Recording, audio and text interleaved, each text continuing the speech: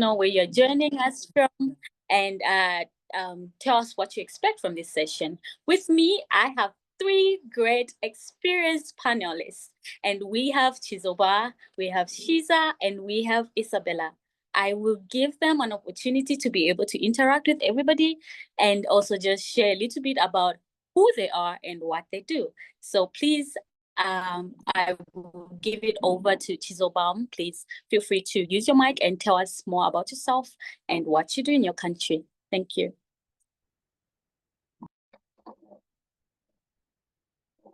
Okay, thank you very much for that. Good afternoon, everyone. Can you all hear me? Okay, all right. Good afternoon, everyone. So my name is Chizobam Obiajuma, and I'm from Nigeria. So I like to see myself as an innovator, and I'm also a social impact leader who is very passionate about empowering young people and advocating for human capital development across Africa.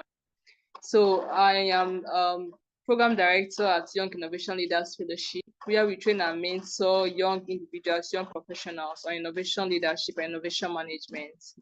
I'm also the founder of Girls Learning Network, which is an NGO that is focused on the training and empowerment of young girls and young women. I've also written 2 books on soft skills for children and teenagers. And I also designed and developed a board game called Genview, which is a game that uses storytelling and gameplay to spark dialogue and drive education around gender-based violence and prevention in our society. So yes, that's it basically about me. Thank you. Thank you so much. And that was it from Chizobaum. I will be able later on, when everybody introduces themselves, I will also read their bio so that you get to know more on a deeper level on what they do in their countries. I will hand it over to Shiza to tell us more about herself. Thank you, Memory. Hi, everyone. My name is Shiza Hirani, and I am a rising leader in youth advocacy, mentorship, equity, diversity, and inclusion.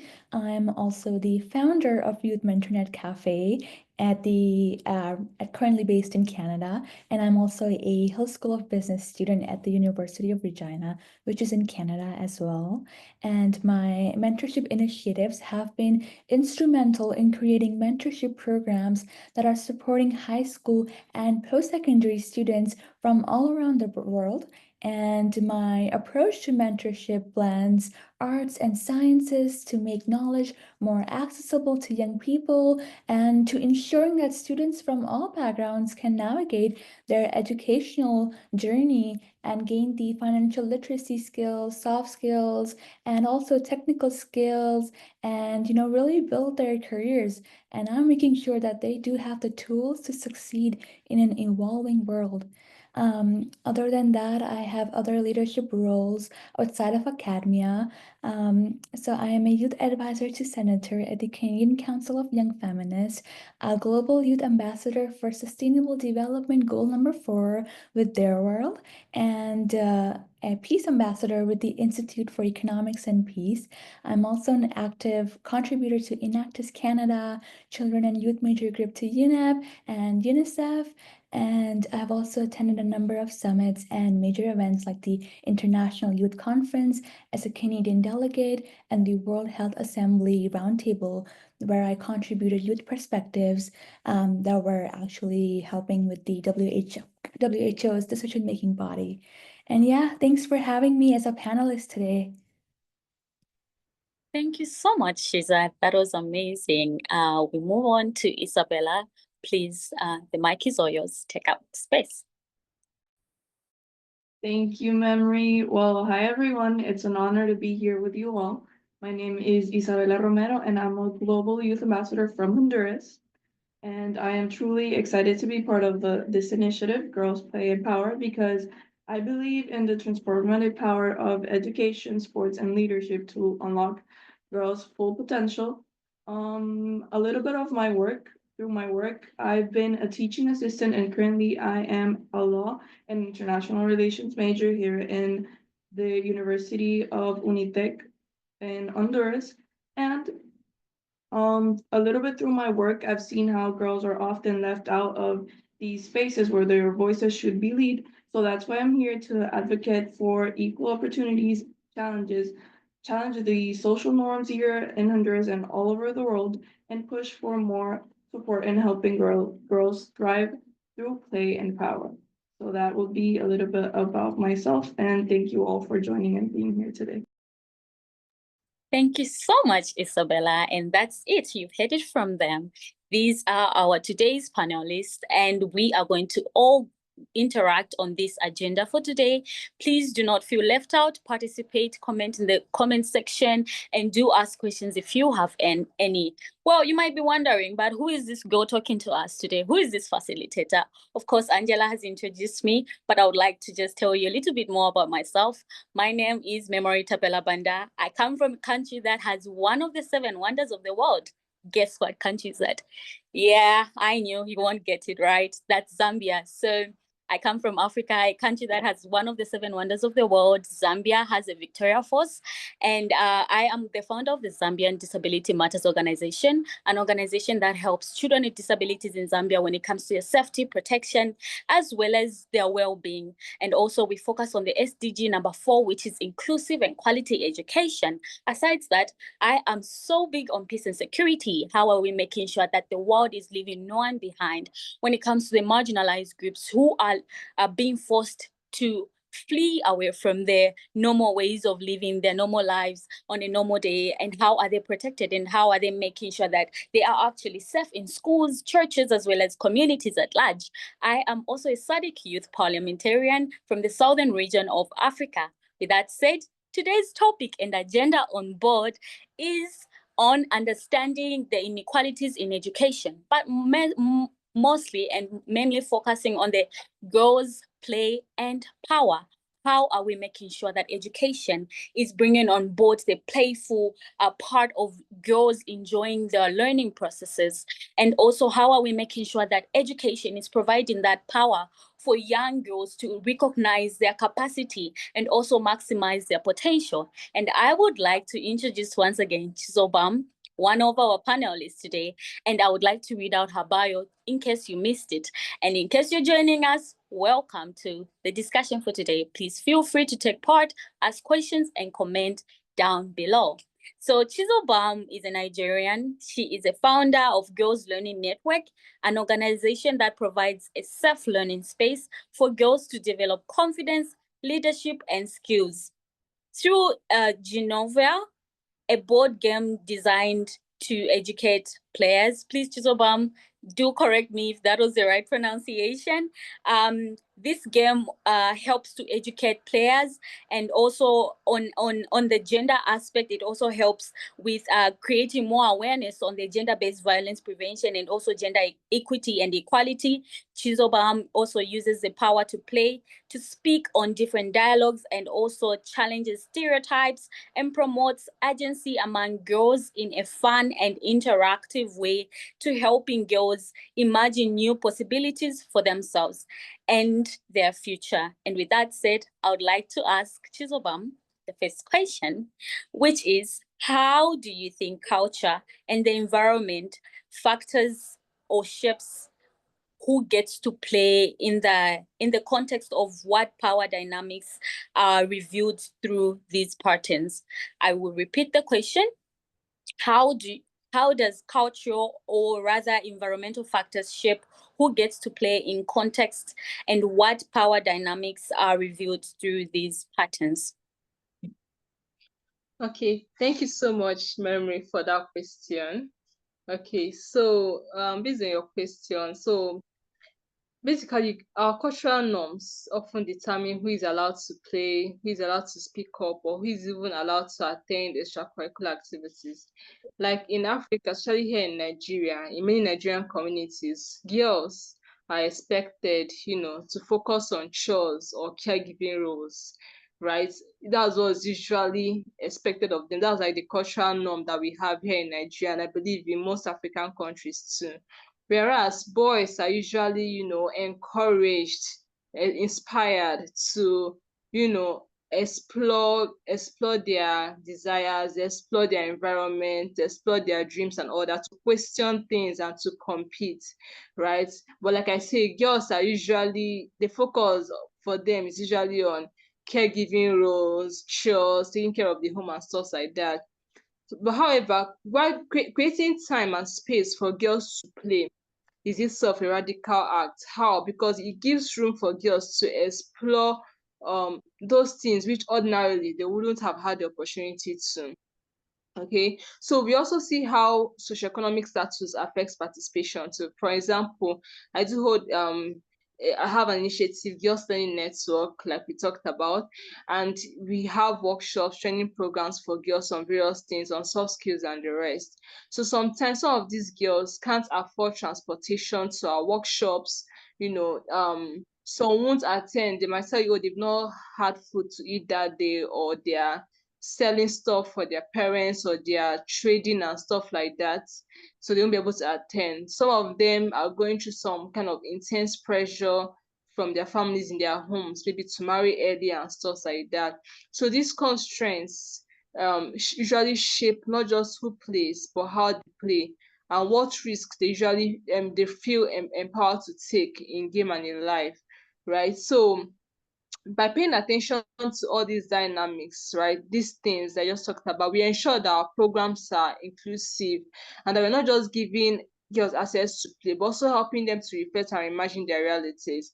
So, based on your question, as you've asked, these cultural and environmental factors that we have from homes, from families, peer pressure, especially in Africa, or Yeah. let me say from my country, right? In my country, Nigeria, these factors that we face, these challenges, it goes a long way to influence, right, who plays, as you've asked in the question, and the power dynamics and all that. But we take these things in, we have them in mind, we take cognizance of them, we recognize them, and so we design programs, initiatives, things to ensure that these factors don't limit these girls, from achieving their goals, from achieving their dreams, from competing excellently as their male peers would. Yes, I hope I I gave justice to the question. Yeah, thank you so much. And I was just thinking as you were explaining, I would love to understand more on the game. Tell us more about Genvio. Is it Genvio? Tell us more about this designed game for the girls. Okay, so Janeview is a board and cards game, right? The components, you have a board and then cards. We know such games, right? That are boards and heads. So, but it's basically on gender-based violence, education, and the prevention of it. So, how is it played? So, let me just give a very brief summary of how the game is played, so I can understand better, right? So, the game has like 4 categories that you can play in. What do I mean? So while playing the game, you can choose to play the game as a teenage girl. So you can take up the character of a teenage girl, you can take up the character of a teenage boy, of a young woman, or of an older woman. Now, what does that mean? So let's say, for instance, you decide to take up the character of a younger woman. So it means that while playing the game, so each of these 4 categories has 60 characteristics. What I mean by those 60 characteristics, it means 60 gender-based violence challenges that particular individual, right, can face on a typical day. So let's say for the young girl, some of the gender-based violence challenges that she can face could be rape, sexual abuse, sexual harassment. The boy can face cyberbullying and the rest. The older woman can even face marital rape, right? That's intimate Yeah. partner violence, domestic abuse. So you see, each category of person has this sets of gender-based violence issues or scenarios he or she can encounter or can face. So while playing that game, you choose one of these 4 characters. And so in playing the game, you get to like toss a dice. And when you toss the dice, you now, the number that appears, you now check. So we have a booklet, which is like a rule book for the game. So for each character has 60 challenges, 60 gender-based violence challenges that character typically faces. So from the number you go while tossing the dice, you check in the booklet the number for the one that you got, you check the gender-based violence situation or challenge that it is. Let's say it's rape, right? So now your job while playing that game, your job is to So we have cards, like I said, it's a board and cards game. So your job is now to flip through the cards that you have, that you were given, and find a solution to that problem. Okay, so if you chose rape, so you should have, each person should have like 60 cards, right? So you have to find a card that can solve that problem. So you have to flip through, you can see a lot of solutions, maybe report to the authority, run away, call the police in your communities, things like that, right? So you now have to choose one of the cards that very closely aligns as a solution to that problem, right? And all these things happens within, let's say, 30 seconds. There's a timer because it's a game, right? So it's also want to make it fun. You want to have that whole adrenaline rush and stuff like that. So there's a timer, right? So you have to be fast and give a solution before the timer is up. The time is up. That's how the game is played. And then also, while giving the solution, right, those cards that you have it in different categories too. Okay, so we have personal, then we have community, we have organization, we have public policy. What does it mean? So you choose each of these 4 categories, you choose the one that you want. Let's say you chose personal. So it means that that particular gender-based violence situation or challenge that you got, you have to assume that you're the victim, you're the one going through it. Now, what solution would you give to yourself in that situation? If you chose, let's say, community, those 4 categories I just mentioned. So it means that what solutions are available in your community to solve that problem? If you chose organization, so what solutions are available by an organization in your community? Organization can be church, school, NGO, and all that. Then lastly, if you chose public policy, it means what policies or what laws are available in your community or your country to solve that particular problem, right? So this game brings a lot of enlightenment. It makes you to know in various levels. It makes you to know the kind of gender-based violence situations that we have that affects even boys, that affects young girls, that affects older women, right? Then it makes you be aware that there are solutions, okay? And this solution makes you aware of what solutions to bring as the victim if you find yourself in such a situation, or even if you're not the victim, but you know someone else in such a situation, what solutions to bring to that person. It makes you to be aware of the organizations around you that solves those problems, that cater to rape victims and all that. It makes you aware of the laws and policies in your community that, and these answers, you can find them in the booklets attached to the board game, like NGOs in our country that caters to victims of GBV and all that. You find them in the booklets in the board game. So you're not clueless. Even if you don't know the answer, at the end of the game, you have the answers all there. So it brings a lot of enlightenment, education, and of course, it's also fun and exciting to play the game. Yeah. Thank you so much, Shizobam. And that's an amazing, insightful feedback on the game that you actually designed. I love the whole aspect of actually making sure that the topics that are the game that is used to play with this game is actually marrying together with the real life situations that are actually going on when it comes to gender-based violence and other issues that are ongoing. With that said, I would love to also introduce Shiza once again. I would love to read her bio so that you might know more about her in case you missed it. So Shiza is a Canadian. She leads a youth mentornet cafe where she uses diverse and inclusive methods in merging arts and science through play for girls to feel seen and heard. Shiza will explore context-based play as a means of disseminating, or rather dismantling, gender norms and cultural issues. This also includes play workers and parents' perspective on play, and also its mental health impact on boys and girls' development. This sounds really amazing, Shiza, once again. And my first question to you would be, how is play understood in the Canadian and Western context? And how do those perspectives influence how girls are encouraged or discouraged from engaging in play? So initially, how are girls actually discouraged to take part in play when it comes to the Canadian or Western context of this? Thank you.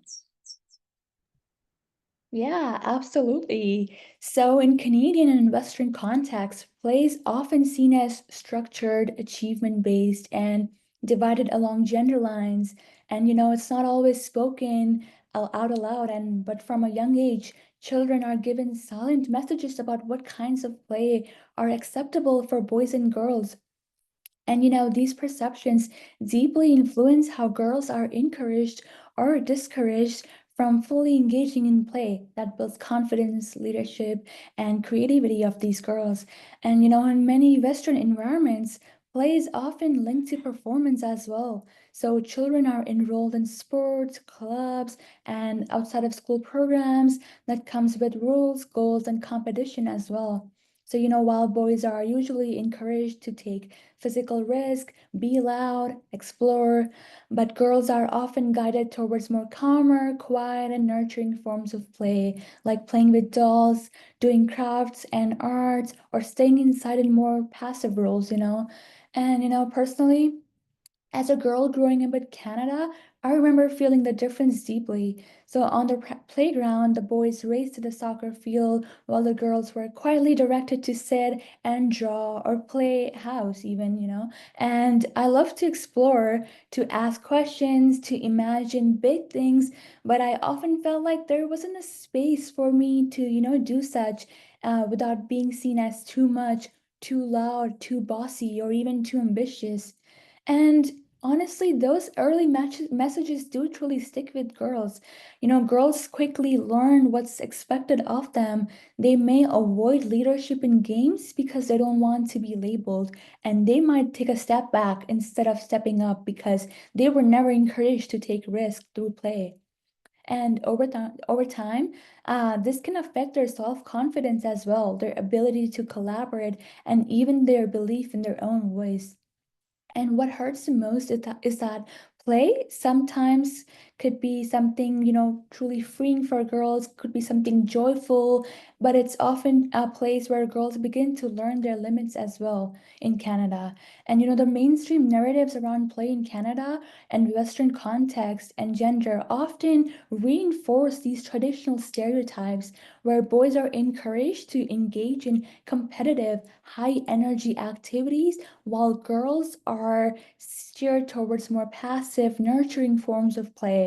And in Canada, while efforts certainly have been made to challenge these norms, they still do persist in many childcare and educational settings. And however, what remains largely unaddressed is the lack of culturally inclusive care for children, particularly in how play is designed to accommodate diverse backgrounds, traditions, and ways of learning. And these mainstream support services for gender equity in play and education exist, but it's often insufficient in a way that it primarily focuses on dismantling binary gender norms rather than actually addressing the intersectional issues that exist in play, such as the experiences of racialized, indigenous, newcomer, and neurodiverse children, particularly girls. And many early learning programs fail to incorporate the voices of these people and the diverse cultural narratives, their traditional games, and multilingual learning experiences for these children, which leaves many of them feeling disconnected from their true identities and cultural roots. So, as a founder of Youth Mentor Net Cafe in my community in Canada and beyond, as an advocate for inclusive, diverse, and equitable environments, I'm curating a mentorship platform which is all inclusive of education and play by merging arts and sciences to create, these learning spaces where every child feels seen, valued, and empowered even. And my leadership and mentorship education and cross-cultural engagement truly allows me to design these frameworks that not only challenge gender stereotypes in the mainstream services in Canada and Western context, but also celebrate the cultural diversity in early childhood education that we have in Canada. And honestly, I strongly believe that inclusive play must go beyond, token gestures or superficial gestures. It must integrate the cultural storytelling, multicultural perspectives, and gender fluid play environments where every child from all background could, explore their identities, really learn and thrive in their futures. And this shift requires collaboration between educators, policymakers, early childhood educators, and community leaders to create systems that truly reflect Canada's diverse reality for both girls and boys. Thank you so much. I hope that truly answered the question. Thank you so much. That's a great insight of the work that you're doing with the Net Cafe. I have seen that you've actually merged two things. There's the art aspect and there's the science aspect. How have you been able to see the change through girls being included and not feel left out, as well as making sure that they're heard and seen, mostly in this diverse community? How have you seen that the arts and actually the science aspect actually helps girls to actually be able to be heard and seen in their communities? Yeah, so as a young girl, I just loved storytelling, colors, and creativity, but at the same time, I also loved science and asking questions and, trying to fix things around me. But I rarely saw those worlds come together, and, even more rarely did I see someone who looked like me leading in them. So that's why when I began to grow into my leadership, I made a promise to myself that no girl should ever feel like she has to choose between being creative and being smart and between being seen and being accepted. So I started building spaces where art and science could live together in play and where every girl, especially from underrepresented and culturally diverse communities, could show up as her true self. And that's what led me to found the Youth Mentornet Cafe, where currently I've mentored over 1,500 youths across Canada and beyond through 25 plus workshops and projects that blend creativity, science, and culture in ways that, truly speak to the hearts of girls. And one of the most powerful examples is my Indigenous Youth Mentorship Program, which was recently selected as a Canadian national level finalist by Enactus Canada and DCCM Foundation. And, this wasn't just a program, but it was a movement to reconnect Indigenous girls with their roots while helping them explore their futures in STEM and leadership as well. So, I use art, storytelling, and land based learning to talk about climate change, intergenerational knowledge, cultural identity, and at the same time, I also encourage newcomer and racialized girls in Canada to share their stories from their home countries and link them to environmental science and social issues. So, as a STEM representative and an advocate for girls, I have helped organize and lead workshops that centered around racialized and underrepresented youth, and I made sure that girls had access to the tools, safe mentorship, and a room to ask questions and even dream bigger than they thought they could before. And I also use STEM knowledge and creativities and graphic designing skills to bridge between arts and sciences to create programs that ignite confidence, especially in girls from immigrant, indigenous, and underserved backgrounds. And other than that, the Youth Mentornet Cafe also does financial literacy and resume building workshops. So the creative part in this is that I didn't just want to teach girls how to budget or build a CV, but I wanted to, really help them own their narrative and see themselves as leaders. So I brought in the concept of graphic designing as a tool for self-expression and confidence. So together, we didn't just write resumes, we didn't design personal brands using Canva, colors, and vision-based storytelling, but we also, taught girls how to budget and add numbers. We helped build dream boards and budget templates as pieces of art, and showing girls that math and money could be creative as well. It could be, personal, it could be fun even for a lot of them. And I still to the date remember one girl saying that she was too shy to speak in the beginning because she thought budgeting wasn't for girls like her. But after designing her own financial goals, she really got that confidence in herself, and she started to illustrate and use color and coding in her artwork as well. And then she went on to pursue a career in financial management, and that's truly transformation for me and for girls through play, creativity, and purpose. Listening to these girls' stories and helping them, use design, thinking, storytelling, and interactive learning from workshops, I think is such an amazing experience, and to help them build skills, identity at the same time, and honestly, when they create something visual and meaningful, they truly feel proud of themselves. They get that sense of ownership in their own work, because these aren't just,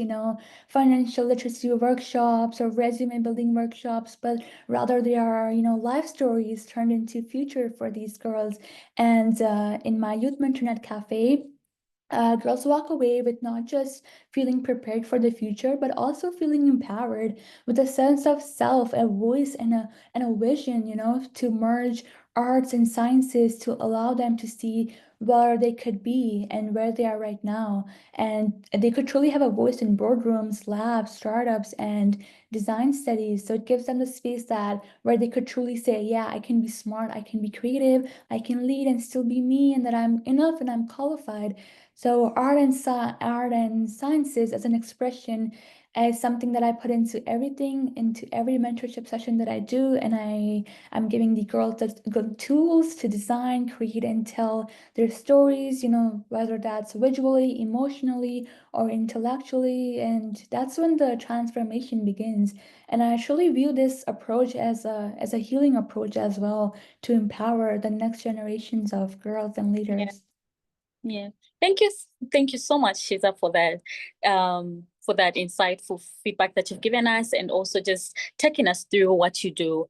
What's really impressive is seeing Chisobam bringing on the board game on board and creating more awareness on issues that are really important in society, and looking at Shiza bringing in and coming on board with a mentorship net, which actually empowers and capacitates young people. But most importantly, bringing the arts aspect and also bringing the science aspect to this. We cannot talk about this discussion or this agenda without one of the panelists, which is Isabella, who is from Honduras. And this is a little bit about her in case you missed her bio and in case you missed her introduction. So Isabella is from Honduras. Isabella is an undergraduate law and international development student. Isabella shows passionate in gender law and women's rights in Honduras, especially marginalized girls and women. As a teaching assistant in a local school, Isabella shares how play impacts girls' confidence, and also however play is not only patronized also prioritized in schools in the Honduras or in Honduras where she comes from. Isabella also seeks to explore how child marriage can be eliminated through play. So let's hear from Isabella. And the first question would be for you, which states in rural areas, right? Or rather in rural Honduras, where child marriage is still a reality. How do you see play as a way to reclaim girlhood and delay in marriages? I'll repeat the question, just maybe I made some mistakes. In rural Honduras, where child marriage is still a reality, how do you see play as a way to reclaim girlhood and delay early marriages? Thank you so much. Thank you, Memory, for the question. And well, yes, as Memory said, child marriage is unfortunately still a reality here in Honduras. And in most of them, it's based on rural areas here in Honduras. Girls are often seen as on ready for adult responsibilities way too early in their lives. Girls from ages 12 to 18 experience this type of um adult marriage, and especially when poverty and traditions are involved in this context. Here is where I see play as a way to protect girlhood, especially when girls are given the time to play, to explore, to just be kids. It sends a powerful message, not only that their childhood matters to the community and most importantly to their parents, right? But also play delays that rush into adult roles. it reminds everyone that girls don't need to be married off to find value in themselves. And also meaning that they don't have to rush into these adult roles and that they are children, that their childhood needs to be protected, right? So play gives them these type of freedom to explore, to build friendships, to imagine a future beyond marriage, beyond domestic care, beyond these roles that they are put in from their parents, from their community, from the pressure socially. So when their communities, especially, and I mention communities because you're in Honduras, the rural areas are like in communities based off of communities. So when their own communities see girls engaged in activities like sports, creative arts, or even involved in social activities, it changes the idea that their only path is becoming wives or mothers. It changes the idea to a more open perspective on girls being included in all type of sports and all type of social activities, even inside the community, also public speaking, etc. So that's how I see that play could be a way to reclaim girlhood and delay early childhood marriage. Yeah, thank you for that. Thank you. You have been a teaching assistant for quite a long time now. I would just want to know how you see the girls' confidence changing over time when the social emotional learning was introduced, or rather when the playful learning was introduced. How has that impacted their confidence? So, honestly, being a teaching assistant for both private and public schools, mostly public schools, is where my forte is at, but it's really been a very emotional and wonderful experience. It has also opened my eyes a lot, and something I've noticed both in private and public schools, but more in the public school area than the private, is that with girls, it doesn't matter how small and simple things are that could help them. Simple things like painting or playing has opened them up. Like one of our peers said here, Shiza, by these activities we let them express themselves. So I've experienced with some type of girls that they are more shy, um more quiet, that they feel like freer and less afraid to express themselves. And sometimes it wasn't just through words, or sometimes it was through a drawing, for example, a sport that they like to play, where we really looked and analyzed that it showed their dreams or fears or even what they wanted to become, and not having the pressure to speak up, or have like a moment where they feel shy and get embarrassed. They could do this through these type of activities that sometimes are not included in. So these playful and creative moments help us build the trust with girls and the confidence and let them feel mattered in that space.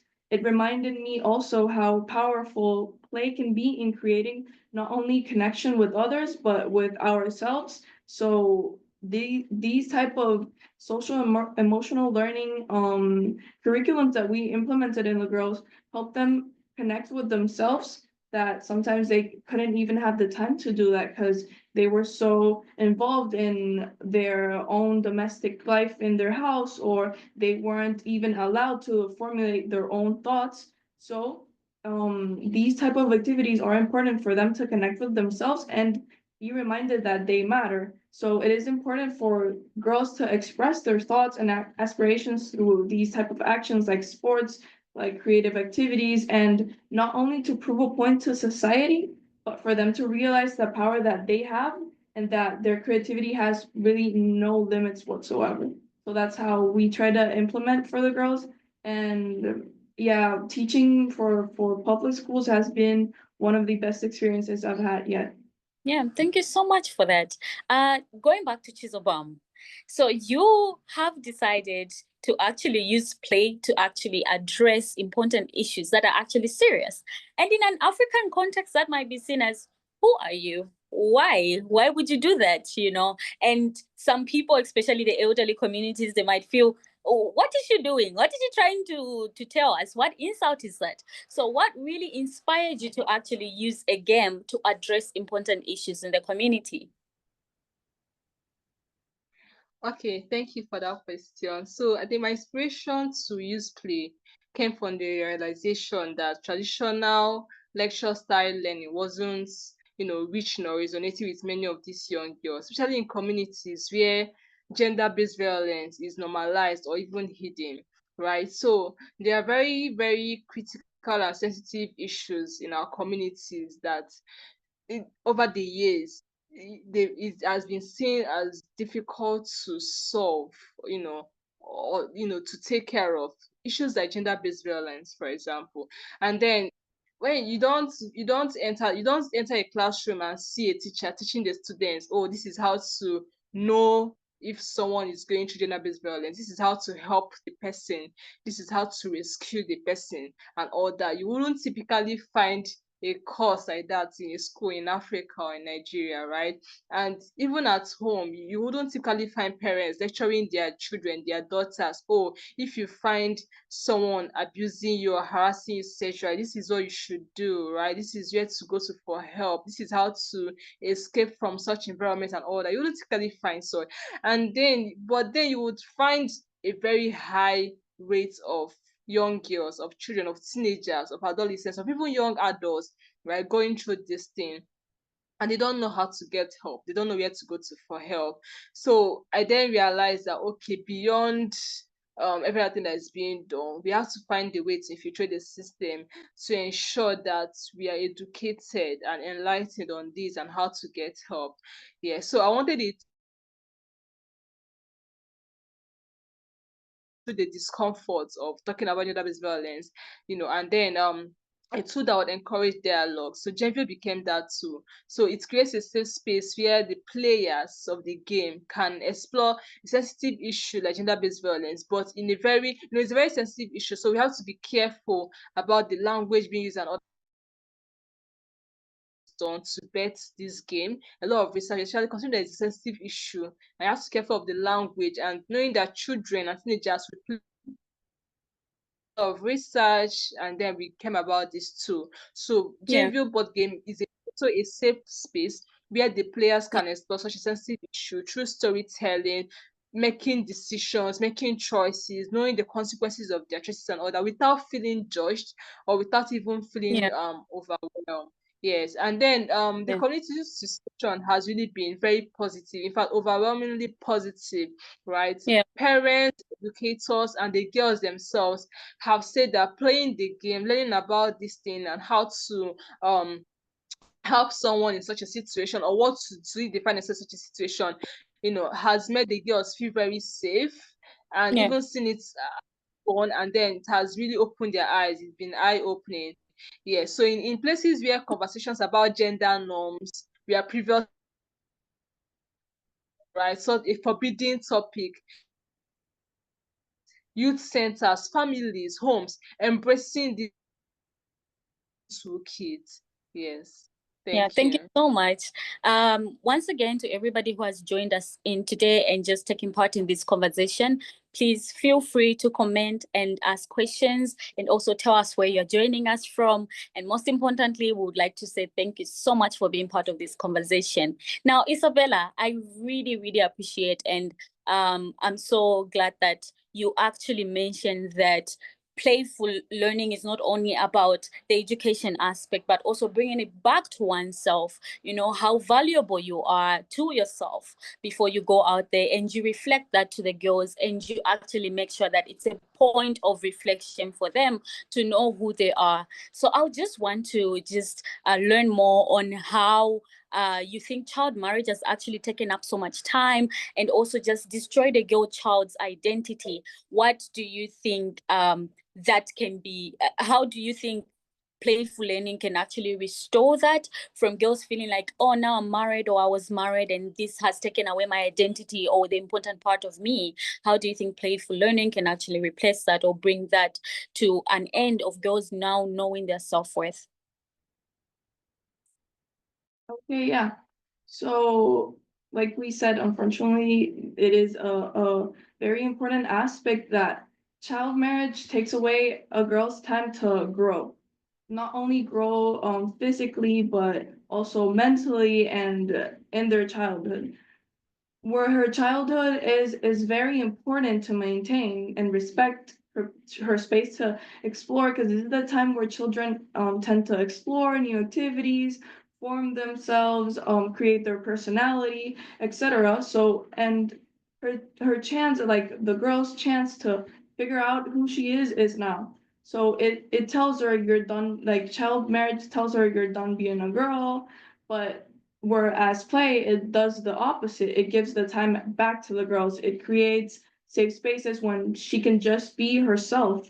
And through play, I have experienced that play could rebuild her identity not as a wife or a caretaker, but as a student, as a leader, as a friend, as a girl. And it reminds her or reminds the girls that they deserve to take up the space and the times for themselves. That it's not about what the community expects. It's not about what the parents expect. It's not about what the boys or the other classmates expect. It's about what they want to express. It's about Yeah. what they matter, like what the points of importance for them are. So that's how I think the child marriage takes away time from them, and Yeah. play could help restore these things. Yeah. Now, thank you so much for sharing that and also highlighting the important aspect of how play can actually restore a girl's identity. Going back to Shiza, so we look at how actually playful learning can actually be perceived differently from a different perspective when it comes to girls and boys. And we see how both has affected and on, or rather has an effect or on a girl or rather boy child's mental health. How do you think this can actually help to, how do you think playful learning can actually help to bring that to an end, like when it comes to bringing on board or highlighting the importance of playful learning when it comes to mental health? How do you think that can be resolved?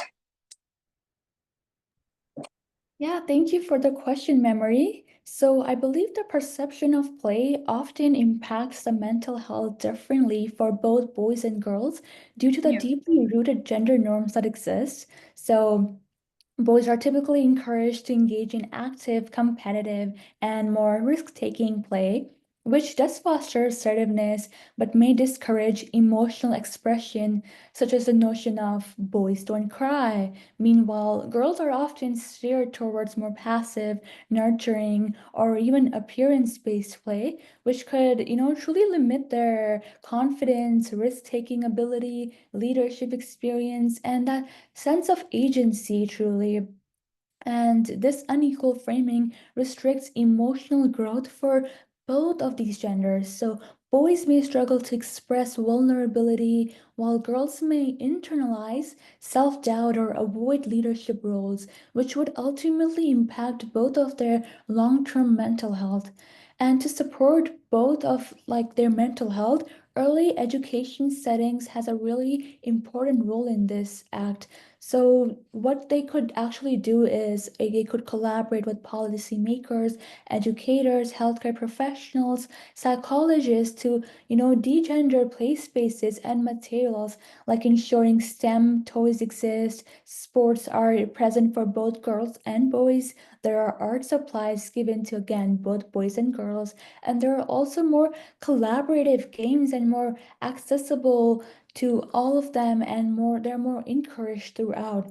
And other thing could be done is like, training educators on unconscious biasness. This is a very common theme that I'm seeing that it's arising lately. So the emotional social development needs to be really there for children to actually, help them beyond the traditional gender roles so they could adapt to, a good mental health. And another thing I would suggest is that, incorporating inclusive storytelling and play-based learning in play for both girls and boys that could reflect diverse experiences and identities and expressions for these children. And also my recommendation is to, foster environments where these emotional regulation, resilience, and empathy could be taught to children, could be taught in like by NGOs, it could be taught in like preschool, all the way up to elementary school and higher grades as well. And then it could be modeled equally for all children in other play-based settings as well, like playgrounds, daycare centers, childcare facilities.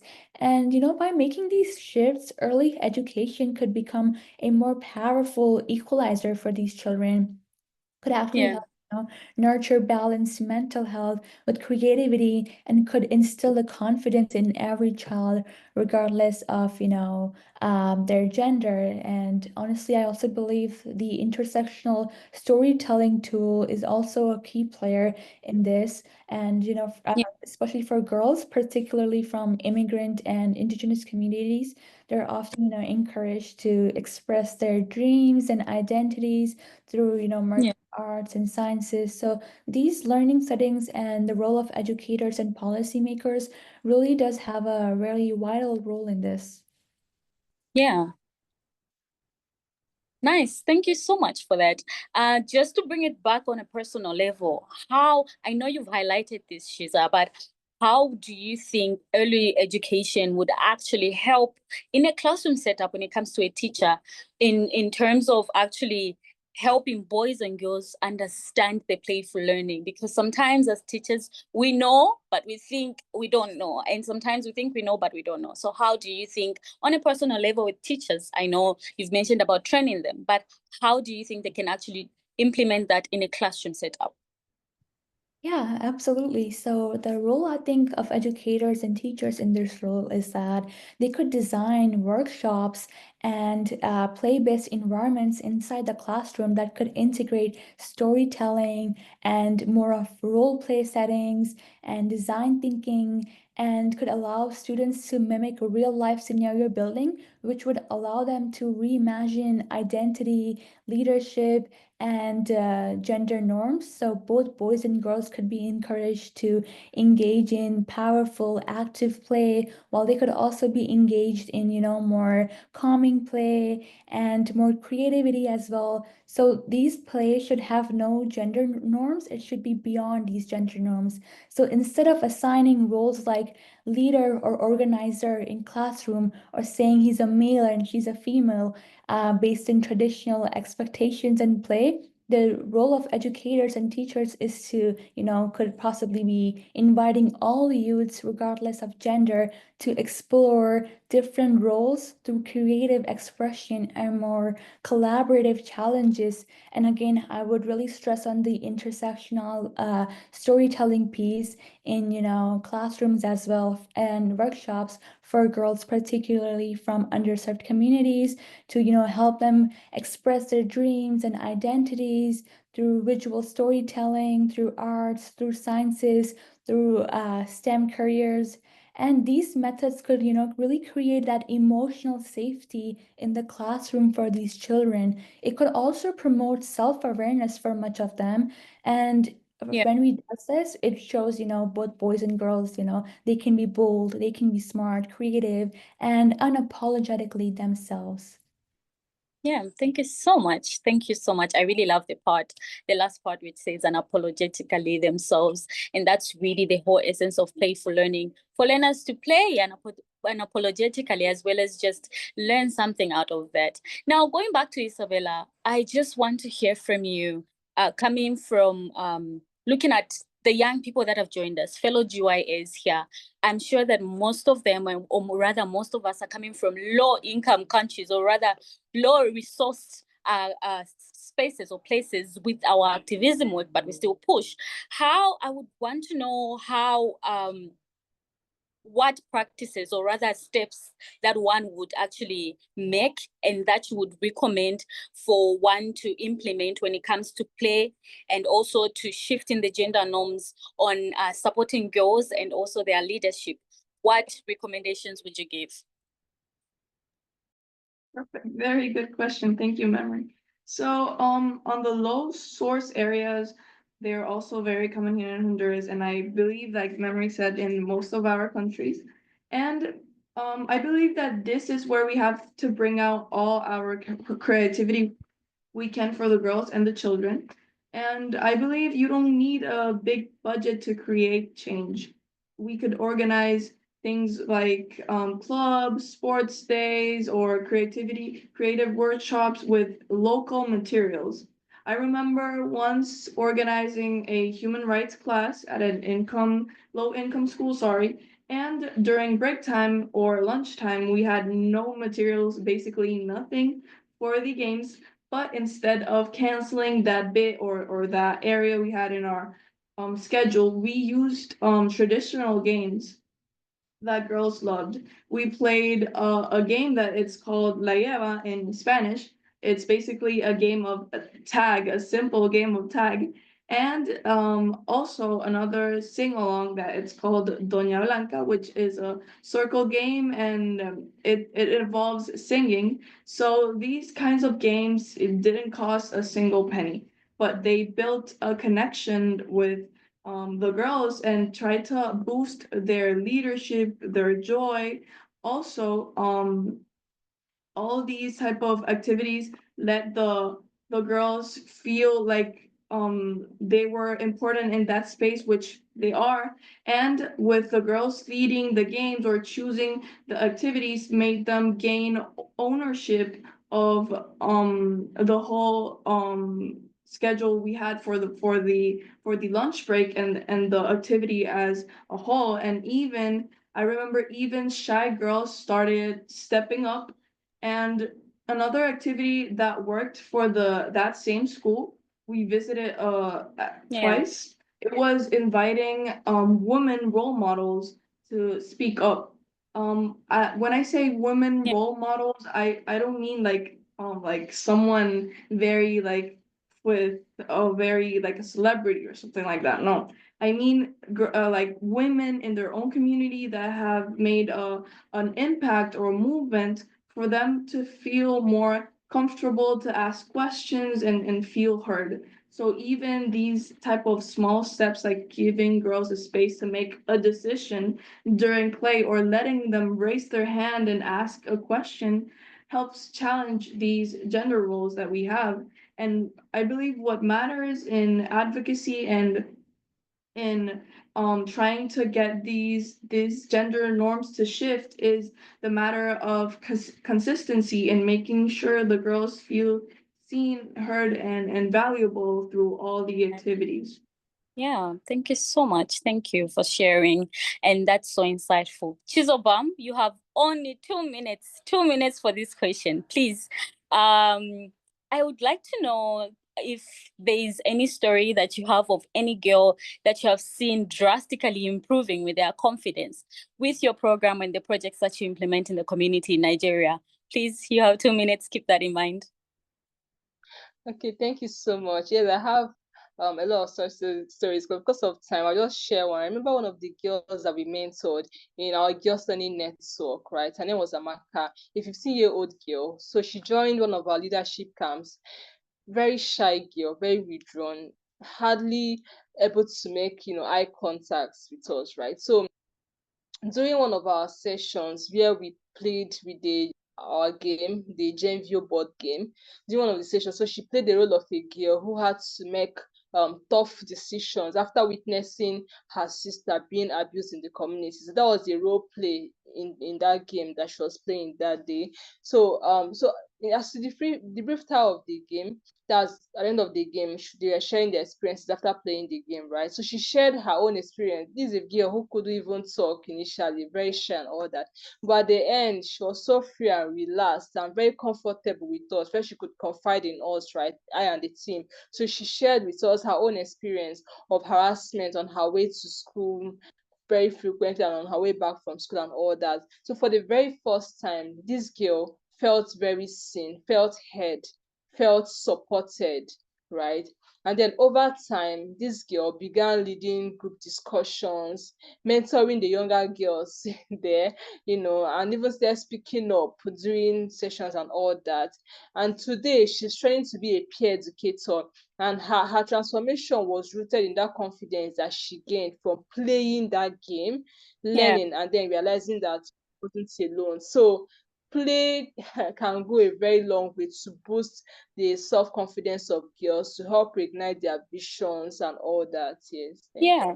Thank you so much. And you beat the time. Thank you for that. Shiza, you have another 2 minutes to take us through and just share your strategies that you've used. I know you're doing great in Canada. And already from your explanation of things and taking us through your work, there's a great lesson that we can learn from you. So we'd want to know what gender stereotypes, strategies you've used actually to overcome such gender norms in the society in Canada. Please take us through in 2 minutes. Yeah, thanks, Memory, for the question. So, one of the most effective strategies that I have used to challenge gender norms in the Western society is through inclusive, context-based play and my mentorship platform, the Youth Mentornet Cafe, which I founded to create safe and empowering spaces for youths, especially girls and marginalized communities, to learn, express, and lead authentically. So in this role, I'm designing mentorship workshops that integrate storytelling, role play, design thinking, and even, like real life scenarios, which would allow these girls to reimagine leadership and problem solve and navigate their professional careers. I'm also using intersectional storytelling and role-based play in financial literacy and resume building workshops, as well as I'm encouraging girls from underserved communities, racialized communities, and those from indigenous backgrounds to, really speak up, engage in public speaking skills, bring forward their ideas, and I'm helping them to, gain funding for their startups, their projects. And to this date, I have spent over 5,000 hours on volunteer hours on mentoring these girls and helping them be empowered. And what I find is that works best is that we never have to force change. We should rather co-create it in spaces where it feels natural to be more inclusive. And in doing so, gender and stereotypes begin to dissolve. And it's not just about telling girls that they could lead, but it's about, showing them that they already are leaders themselves. Thank you. Nice. Thank you so much. And you beat another 2 minutes, just like Chizoba. Thank you so much.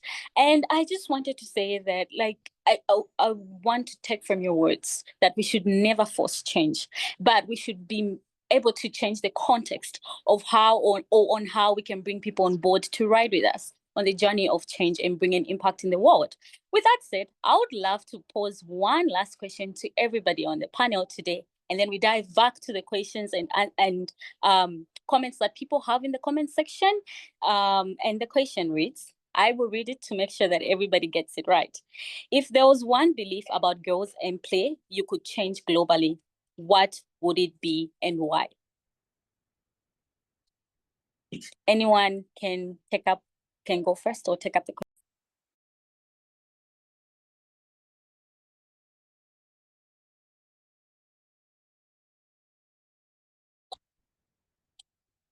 Yes, this question goes to Chizobam and Isabella. So feel free, any of you can go first. Okay, perfect. So I would love to start with the question. Thank you, Memory, for it. And one belief I would really love to change is that play is a luxury for girls, or worse, a distraction. I'd change that completely. I believe that play is a right, not a reward, and it's one of the most powerful tools we have to help girls heal, to lead, and build better futures for themselves and for their communities, for the world. And in full honesty, if we let girls play and express themselves freely, we're not only protecting their present, but we are shaping rather their future. And with this, I believe we will raise a generation of girls and women who will lead without fear, who speak up without hesitation, and for them to know that they are worthy of joy, of the space and the power that this brings onto them. Yeah, thank you so much. Thank you so much.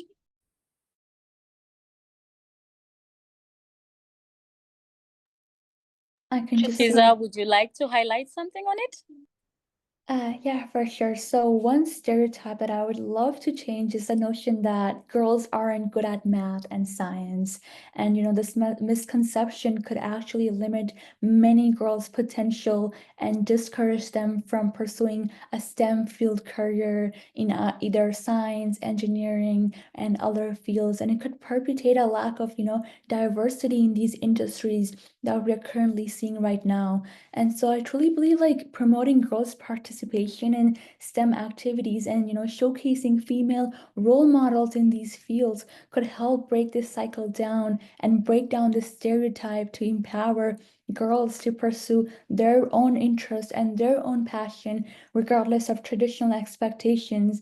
And another, if I were to talk about another stereotype, would be I'd love to change is that the idea that girls should prioritize appearance over ambition. And this notion could really distort their mental health, and it really promotes that unrealistic beauty standards that we're currently seeing on social media and in the market right now. And it essentially leads to more low self-esteem for many of the girls that I'm working with, which I have seen a lot of them do have, and a lack of confidence in girls as well. So I feel like promoting a positive body image really plays a key role in this and really leads to more ambition and self-acceptance of oneself. Yeah. Thank you so much. Shizobam, do you have a highlight on that?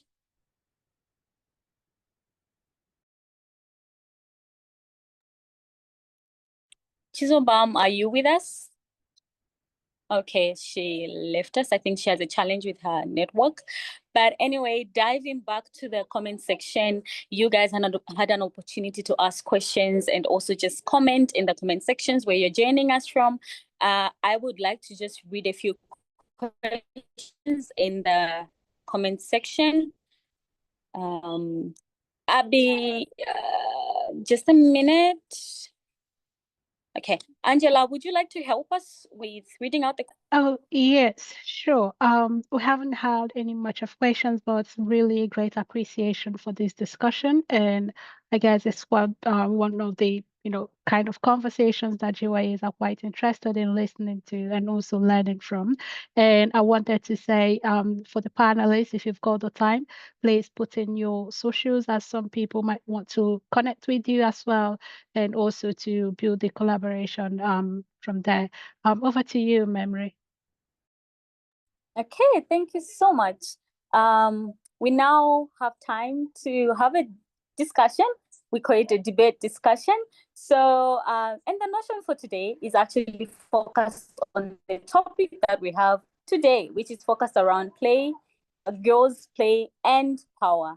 And the notion of the debate is why play. The notion of the debate is digital play versus traditional play.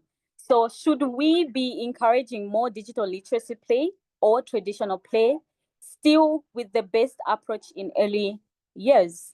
So looking at the digital play, the use of computers or online-based plays, and looking at the traditional play, which involves storytelling, toys, and the use of playground and other methods that are used in play. So the notion is, should we emphasize on digital play or traditional play? So this is how we're going to do this. feel free to join any team. These are two discussions that we're having. It's either you're on the digital side or on the traditional side. So you're going to tell us why are you on the digital side and why do you prefer to be on the traditional side. You can give us a reason for that. You can also just comment in the comment section if you feel like just commenting. And also, if you have more questions, feel free to ask. And another side note is that feel free to change. If you feel like, okay, I think I've changed my mind, you can jump on the other side, either on the digital or on the traditional side. So I'll read again the question, which says, should we emphasize on digital play or traditional play? Should we be encouraging the digital literacy play, or should we be encouraging the traditional play, which still has the best early years approaches to it? So, Angela, what are we going to do on this one? Are we going to open the comment section or? Yeah, that's really thoughtful one, Memory. Yeah, please feel free to unmute yourself to respond to that. But while we are thinking around our response to whether traditional play or digital play, which is best approach in early years, we've got a question here for the panelists, which says, I would love to ask the panelists their thoughts on the rise of responsible men and boys in the community as a tool for protecting women's rights. I don't know if Isabella and Shiza, if you are able to take on that. And please, this question is quite open for everyone to respond to as well.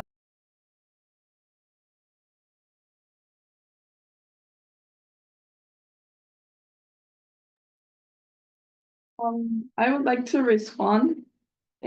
First of all, thank you for the question. And yeah, absolutely. So I believe that raising responsibility in boys and men is crucial also to protecting women's rights and changing like a long-standing gender norms. We can talk about empowering girls without also talking about educating boys to respect, support, and stand beside them, right? In many communities, also boys are often taught to lead or dominate, while girls are taught to be quiet or obedient. But this mindset, we know that it has to change. And when boys grow up learning empathy, equality, and respect, they become the kind of men who challenge injustice rather than repeating it, right? So I believe that these type of education doesn't have to be formal. It could happen through play too also.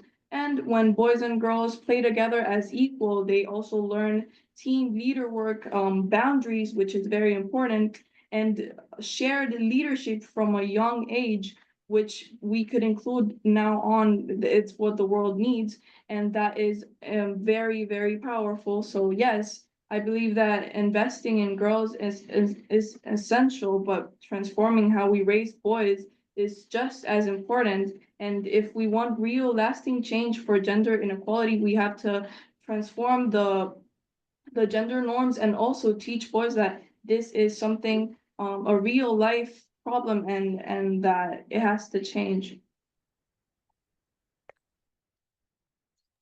Yeah, thank you so much, Isabella, for that. Shiza, do you have a response to that? Yeah, I think my fellow panelist Isabella has put it together beautifully. Just something I would like to add is that, boys and men should really challenge the toxic masculinity in the community and really speak up against, sexist language, behaviors, attitude, gender-based violence, and even intimate partner violence as well. And, don't just sit there, be an active bystander and intervene safely when you witness a woman being harassed or abused, and even take the time out to educate oneself and learn about women's rights, feminism, and the history of women's empowerment even. Thank you so much. Chisobam, thank you so much. Welcome back once again. We have a question for the panelists. In case you'd want to jump on it or have a say on it, please feel free to also just add on it. But we are moving into our debate for the day. Should we encourage digital play or should we encourage traditional play? So unless you have something to add to that, Chizoba, please let me know before we jump into your debate. Okay, sorry, my network threw me off. Let me just say very briefly. I think we should actually incorporate both, right? Both traditional play and digital play. We can't do without the other, right? So a synergy of both of them would go a long way to getting the result that we need. Yeah, that's just what I'll say briefly. Awesome. I think Chizobam has opened the debate for us. So I think we can start with our debate for the day. The notion is, should we encourage digital play or should we encourage traditional play? If you're saying yes for digital play or you're saying yes for traditional play, please let us know in the comment section and feel free to use the mic. We can take each chance for each person so that we get to hear each person's views on this. Thank you so much. The floor is open to everyone. I think we've got Elizabeth in the comment section saying, I think we should integrate both traditional and digital. Traditional fosters emotional intelligence and interaction, and at the same time, we need to get digital skills. Elizabeth, I don't know if you would like to unmute and give us a little bit of insight, maybe an example perhaps, to go down well with this response.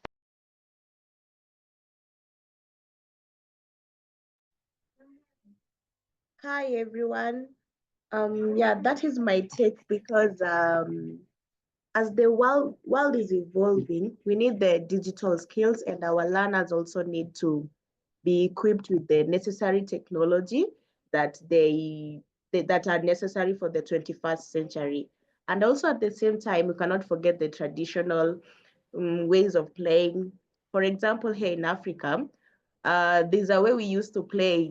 Maybe it's called hide and seek. I know you know hide and seek, and also jumping ropes. You know, that fosters on the emotional intelligence of the young ones, and also how to interact with the fellow young people. Because when they're just seated there on the digital apps, for example, on the phone and tablets and the computers, they might lack something, and that is social emotional intelligence. So at the same time, as much as we want to equip them with the digital skills, I think they should be limited, like a little bit of this and a little bit of that, so that we don't lose both. But if I was to pick one, I would pick the traditional method. That is the one that fosters social emotional, because we really need to know how to interact with each other, and that is what we want to foster on the little children, because that is personally, that is how I was raised. I was not raised on the digital technology right now. I was raised by learning with friends, playing outside. That is how I was raised, and later on I came to learn the technology. So social emotional intelligence is more important. Yeah. Thank you so much, Elizabeth. Anyone else with another input to that? Remember, our discussion and debate is, should we encourage digital play or should we encourage traditional play? If you're saying yes for digital, why? And if you're saying yes for traditional, why are you saying yes to that? Please feel free to use the mic or the comment section.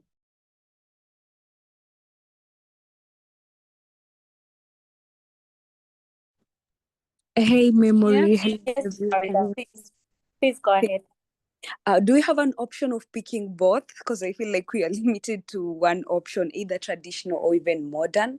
But for me, I would say sticking to the traditional means, but then again, incorporating modern technology into how we even deliver, and the kind of even devices, tools we use to deliver the same, then can enable us to get further, just incorporating the same in a way that it works, because also time has changed and we also have to move with how the world is going. And then technology has also shown us that it has simplified things that we used to do in a traditional way.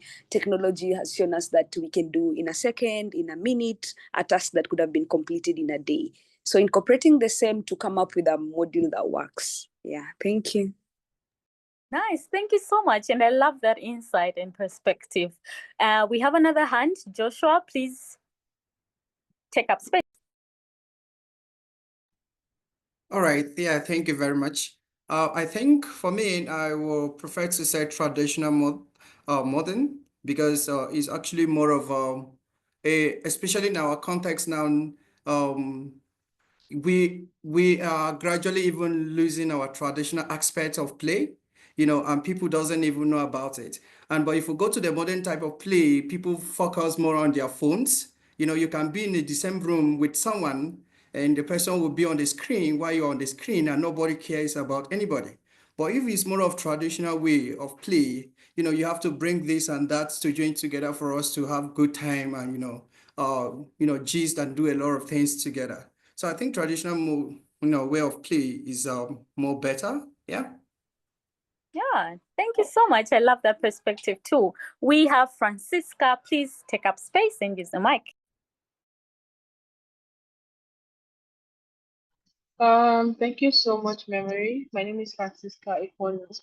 I'm from Nigeria, and I work to advance digital education and inclusion for girls and young women in Nigeria. So I love traditional play, and I also love digital play. But there's often a challenge or a barrier that I see that comes up with digital play, and that's the fact that it's usually creates an avenue for people to create some kind of false persona of themselves, so because I'm not seeing you and you're not seeing me, it's very easy for each person to just put up something false about themselves because they think that's what the person on the other end would want to see. So I put a question in the chat box to say that how can girls, leverage digital platforms to gain useful friendships? If there's something that I've always been excited about, and that's one of the things that excites me about GYA, is the fact that it breaks the international barriers that exist. So, I mean, Memory is not from Nigeria, she's from another country, but I can see her here through this platform, and we can play games on platforms like this. But how about girls who don't even have it as an understanding in their mind that they're able to connect with someone from Kenya or someone from India, or someone from Canada? How do we make the space, the digital space, very conducive for them? Because I believe that if you have friendships that transcend your own national borders, then you've grown very socially, right?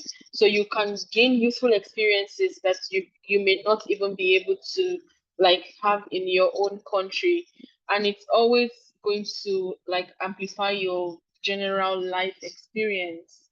So if there are ways that we can help girls, because just like the last speaker said, that two people could be seated in this room and they are both on their phones, but they haven't even said a word to each other, all through that conversation. So, how do we break this barrier that even the digital platforms are bringing up to make sure that we can collaborate, we can push advocacy causes, and we can just like create really beautiful outcomes for our world? Thank you.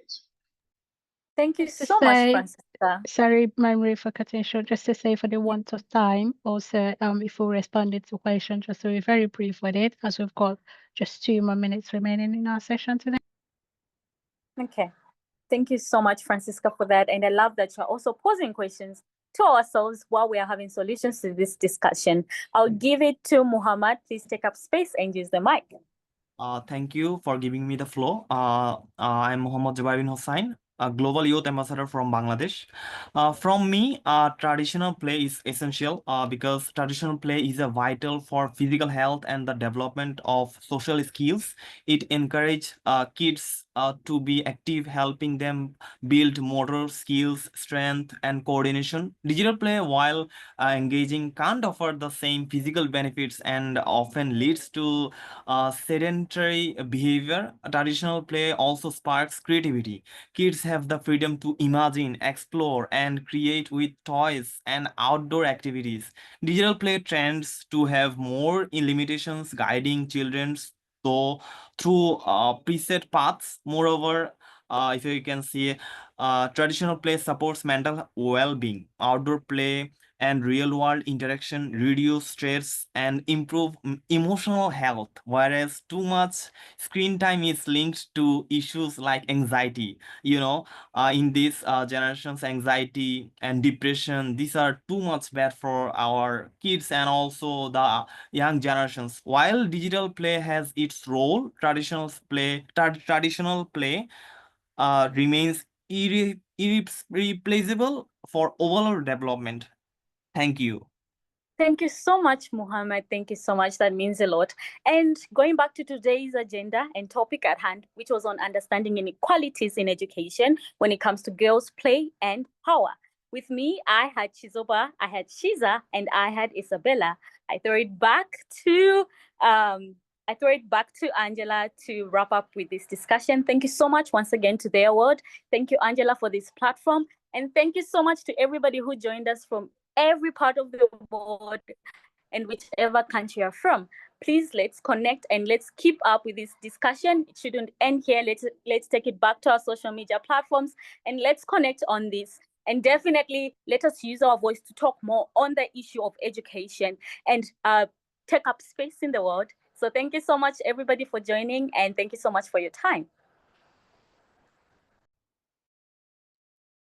So much, Memory, for facilitating this session, and to all our panelists. It's been really an amazing time having you all here, share your insights, and also,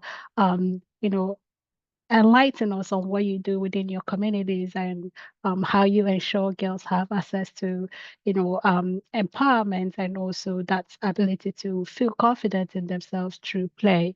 And I would really love to say thank you to everyone who joined us here today. It's been an insightful discussion. And as Memory mentioned, it shouldn't just stop here. Please feel free to connect with all the panelists and connect with everyone who attended the session today. And just to let you know, we'll be having similar sessions next couple of weeks coming, and look out for those sessions. I promise that it's going to be a very insightful one where you get to learn, explore ideas, and also get to see what you can do within your communities as advocates and also as activists as well. So with that from my end, I want to say thank you, and I hope you do have a very lovely day. Thanks, everyone.